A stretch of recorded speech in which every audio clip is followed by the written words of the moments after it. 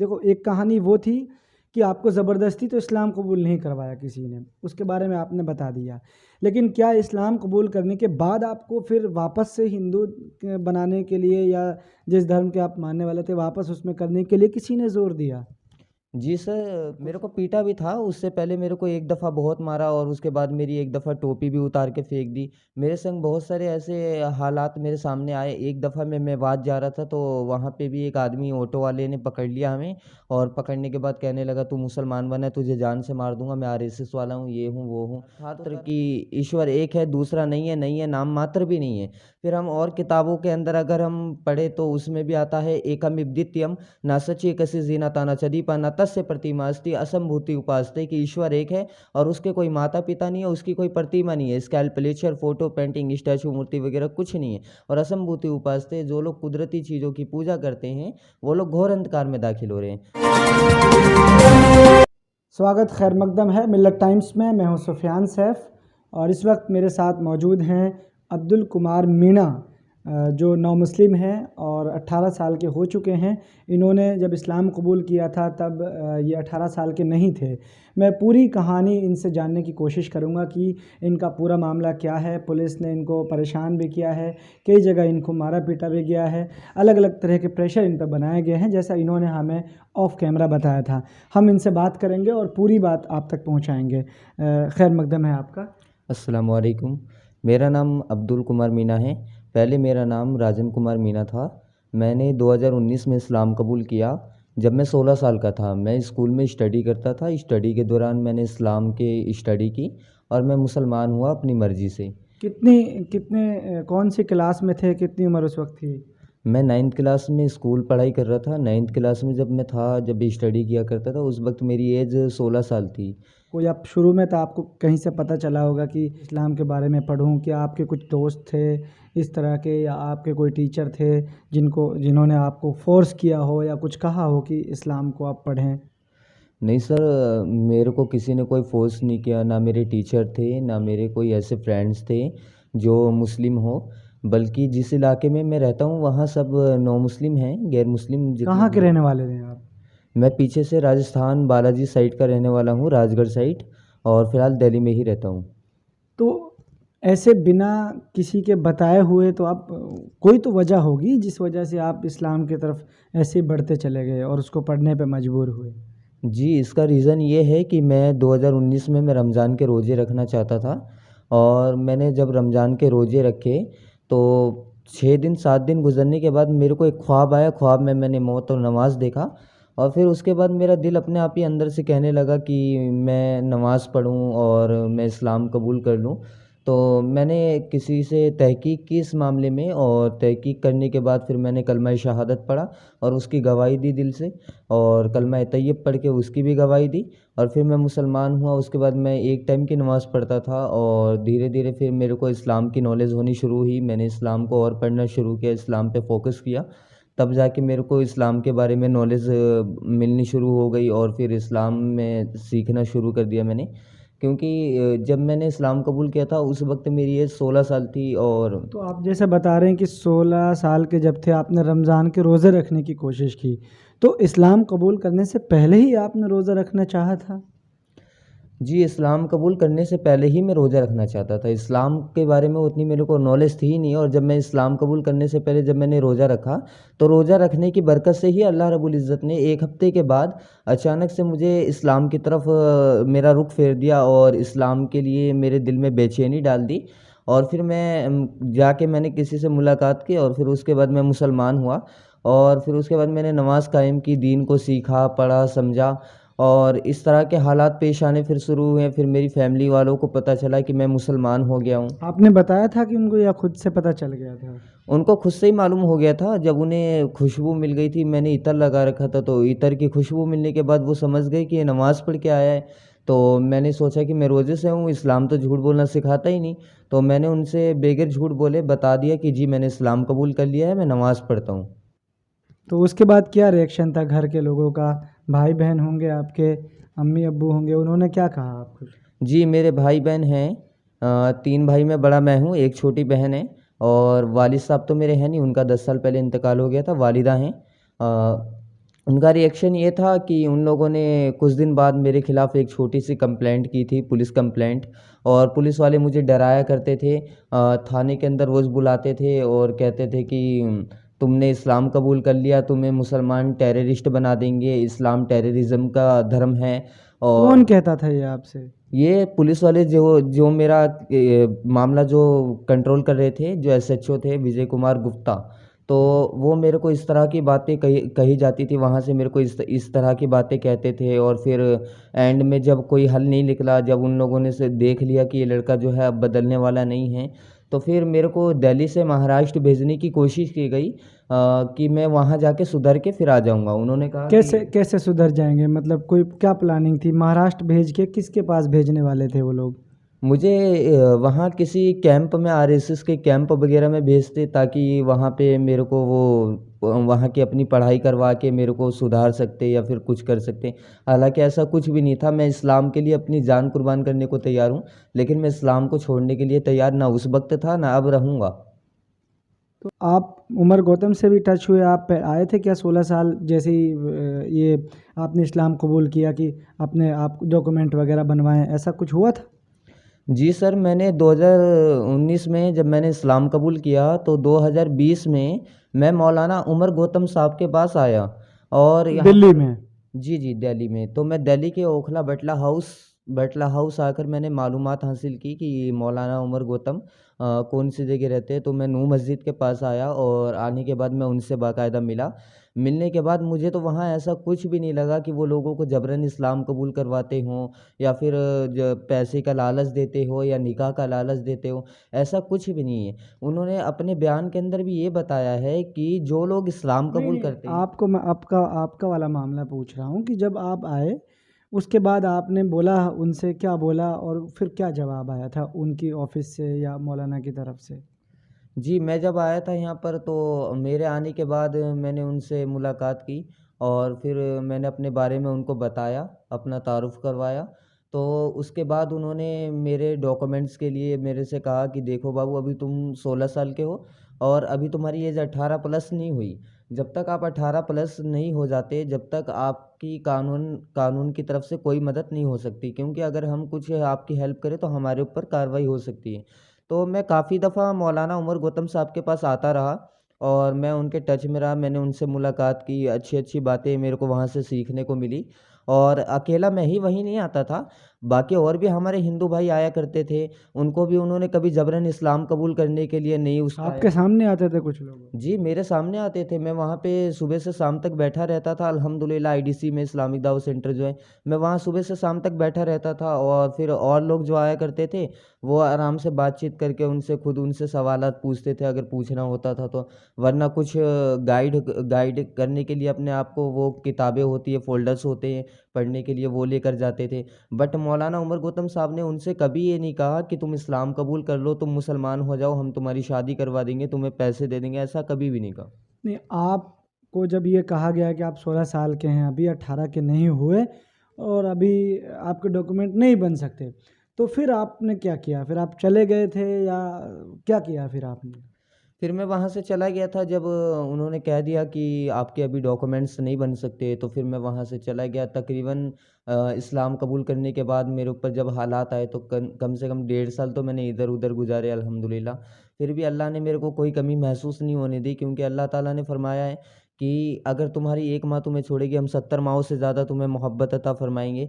और अल्लाह ताला कुरान की एक आयत में फ़रमाता है, कुल्लु नफ्सिन ज़ाइक़तुल मौत, हर एक नफ्स को मौत का जायका चखना है। तो इसलिए मौत तो बरहक है, चाहे वो आज है चाहे कल, हर एक इंसान को मरना है। तो ये तो दुनिया की हकीकत है। और हिंदुइज़्म के अकॉर्डिंग अगर हम कोई चीज़ अगर उसकी तहकीक भी करें, तो उसमें भी ये बातें लिखी हुई है। एकम ब्रह्म द्वितीय नास्ति नेह नास्ति किंचन, अर्थात कि ईश्वर एक है, दूसरा नहीं है, नाम मात्र भी नहीं है। फिर हम और किताबों के अंदर अगर हम पढ़े, तो उसमें भी आता है एकम द्वितीयम ना सची कसी जीनाता ना चदीपा ना तस्य प्रतिमास्ति असंभूति उपास्ते, कि ईश्वर एक है और उसके कोई माता पिता नहीं है, उसकी कोई प्रतिमा नहीं है, स्कल्पचर, फोटो, पेंटिंग, स्टैचू, मूर्ति वगैरह कुछ नहीं है। और असंभूति उपास्ते, जो लोग कुदरती चीज़ों की पूजा करते हैं, वो लोग घोर अंधकार में दाखिल हो रहे हैं। और यही चीज़ अल्लाह ताला ने सूरह इखलास वाली आयत में फरमाया, आयत नंबर 112 में, बिस्मिल्लाहिर्रहमानिर्रहीम, कुल हुवल्लाहु अहद अल्लाहुस समद लम यलिद वलम यूलद वलम यकुल लहू कुफुवन अहद। आप कह दीजिए अल्लाह एक है, अल्लाह बेनियाज है, ना उसकी कोई औलाद है, ना वो किसी की औलाद है, और उसके बराबर कोई भी नहीं। जब इस्लाम कबूल कर लिया आपने, फिर उसके बाद आप माँ बाप से, अपने माँ से टच में रहे, उनसे दोबारा भी आपकी बातचीत होती हैं आज भी? और क्योंकि कुछ लोग ये पूछ सकते हैं कि आपको पाल पोस कर बड़ा किया आपके घर वालों ने, और उसके बाद आप जो है अपने मन मर्ज़ी से इस्लाम कबूल करके और निकल लिए, और उनके हुकूक भी हैं, उनके अधिकार भी हैं, आप उनको उनको सर्व करना होता है माँ को, उनकी उनका एक कद्र होती है। तो आप उन उसको कैसे मैनेज करेंगे जब आप घर से बाहर निकल जाएंगे उनके मुताबिक, या उनके घर में आप नहीं रहेंगे? देखिए, सबसे बड़ी बात तो ये है कि इस्लाम कबूल करने के बाद जो है लोग आपस में इख्तिलाफ़ पैदा हो जाते हैं, क्योंकि सबसे बड़ी बात तो यही है यहाँ पर कि सहाबाओं ने भी जब इस्लाम कबूल किया तो उनके भी फैमिली वाले जो हैं वो उनसे दूर हो जाया करते थे। हाँ, इस्लाम इस बात का बिल्कुल हुक्म देता है, हालाँकि आप सल्लल्लाहु अलैहि वसल्लम जो प्रॉफ़ेट मोहम्मद मैसेंजर ऑफ़ गॉड थे, जिन्हें मैसेज देने के लिए अल्लाह ने भेजा था, ईश्वरीय दूत थे जो आखिरी रसूल सल्लल्लाहु अलैहि वसल्लम, उन्होंने ये ज़रूर फरमाया है कि माँ बाप जो हैं उनके पैरों के नीचे जन्नत है। तो इस्लाम जो है माँ बाप का, इस्लाम ने बहुत बड़ा दर्जा बताया है, और धर्मों से बहुत ज़्यादा ही इस्लाम में माँ बाप का दर्जा बताया गया है। हालांकि रिवायतों में आता है कि आप सल्लल्लाहु अलैहि वसल्लम फरमाते हैं कि अगर मेरी वालिदा ज़िंदा होती और मैं नमाज़ पढ़ाने जा रहा होता और मेरी माँ मुझे आवाज़ देती है मोहम्मद, तो मैं नमाज़ की नीयत तोड़ के अपनी माँ की बात को सुनता। तो इस्लाम जो है ये बहुत अच्छी तालीम देता है, और ऐसा कुछ भी नहीं है कि इस्लाम अपनी फैमिली वालों को छोड़ने के लिए कहता है, या फिर इस्लाम कबूल करने के बाद इन बच्चा अपने माँ बाप से दूर हो जाता हो या फिर छोड़ देता हो अपनी फैमिली वालों को। ऐसा कुछ भी नहीं है। मैं अभी भी अपनी फैमिली के साथ हूँ, बट वो गैर मुस्लिम है, और फिर मेरे को प्रॉब्लम्स क्रिएट होती है, और इसी तरह से जब मेरे को प्रॉब्लम क्रिएट हो रही है उसी तरह से दूसरे लोग जो रहते होंगे उन्हें भी होती होगी। इस वजह से वो अलग हो जाते हैं, बाकी और कोई वजह नहीं है इसकी। नहीं, अगर जैसे आप अपना घर अलग बसाते हैं, अब आप 18 साल के हो गए हैं, आप अपनी मर्ज़ी से कोई भी धर्म कबूल कर सकते हैं। भारत है, भारत में तमाम धर्मों को आज़ादी है कि आप जो भी आप धर्म आपको ठीक लगता है, बालिग होने के बाद आप उसे कबूल कर सकते हैं। लेकिन उसके बाद अगर माँ को आप पे कोई खिदमत करनी है तो आप वो करेंगे? जी, बिल्कुल करेंगे, क्योंकि इस्लाम ने ये थोड़ी ना बताया है कि आप इस्लाम में दाखिल हो जाओ तो माँ-बाप की खिदमत को छोड़ दो, नहीं। इस्लाम तो अभी भी कहता है कि अपनी माँ-बाप की इस तरह से खिदमत करो कि उन्हें ये चीज़ एहसास हो कि हाँ, मेरा बच्चा पहले क्या था और अब क्या है। और हमारा हिंदुस्तान का संविधान हमें ये इजाज़त देता है, आर्टिकल 25 एंड 21 के तहत, कि हम जिस भी धर्म को चाहे उस धर्म को हम कबूल कर सकते हैं और अपने धर्म का प्रचार-प्रसार कर सकते हैं। और यही मौलाना उमर गौतम साहब किया करते थे, वो लोगों को धर्म का प्रचार करते थे। ऐसा नहीं है कि वो लोगों पे ज़बरन इस्लाम कबूल करने के लिए कहते थे। बहुत सारे लोग इस तरह का इल्ज़ाम लगाते हैं कि जो इस तरह से कोई भी धर्म कबूल करते हैं तो उन पर कोई उन्हें बहका देता है। तो या उनका दिमाग जो है, उनके उनको एक तरीके से उनकी ज़हनसाज़ी की जाती है, और उनको अलग तरीके से उन पे कोई नक्श तावीज़ ऐसा कुछ भी कोई असर-वसर करा करके फिर वो धर्म कबूल करवाया जाता है।